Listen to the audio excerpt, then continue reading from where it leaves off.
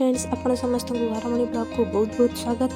आज आम देखा कानिका रेसिपी से मुझे चाउल गोटे कप चाउल ताको मुझे गोटे घंटा भिजे रखिनेबी। गोटे घंटा पर ताको आम भलसे धोइबा।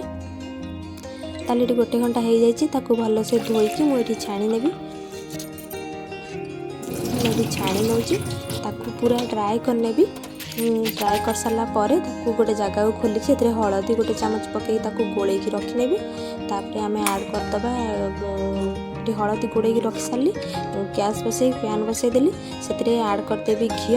ता पूर्व मुझे ड्राई फ्रूट्स आ कि गोटा मसला नहीं। फास्ट आम ड्राई फ्रूट्स को भाजी नवा।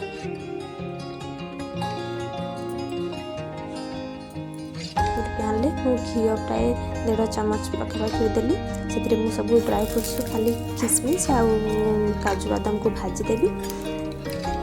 आउ बादाम को भाजीबिनी तो गार्निश रखिदेवी। ये आमर हो गला खोली नौ से घी आगे घी देकी मु चीनी 1/2 चम्मच देली टे कलर कलर हो आसले जो गोटा मसला डालचिनी तेजपत्र आ लवंग गुजराती जो रखी ताकू ही दे दूची देकी तापर जो चाउल भिजे रखी से चाउल को देकी किसी समय भाजी नवा। ये चाउल टिके भाजी है भितर आम से जो मेजरमेंट कप रे चाउल नहीं से मेजरमेंट कप रे पानी नवा। जो कप रे चाउल नहीं से डबल पानी नवा। गोटे कप पानी चाउल नहीं से कप रे 2 कप मापिक पानी नहीं जाऊँ। जो ड्राई फ्रूट्स भाजी रखी ऐड कर भाजी नौ ए ऐड करदेवी से पानी देला किसी माने 2 ରୁ 3 सेकंड पर्यंत टिके गोले नेबी।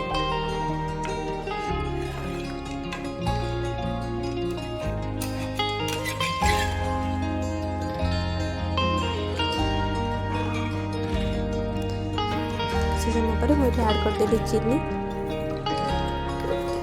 बड़ चामच तो 2 चम्मच चीनी ऐड करदेली। आपण हिसाब से चीनी ऐड करेंगे। ये मुझे कवर कर दूची प्राय 10 ରୁ 12 मिनट।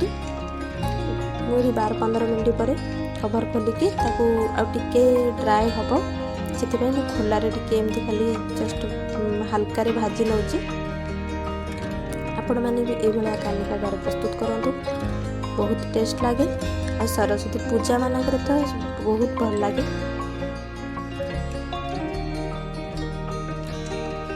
देखो ये पूरा ड्राई हो गला। गैस बंद करदे और जो बादाम रखी गार्निश कर नेली।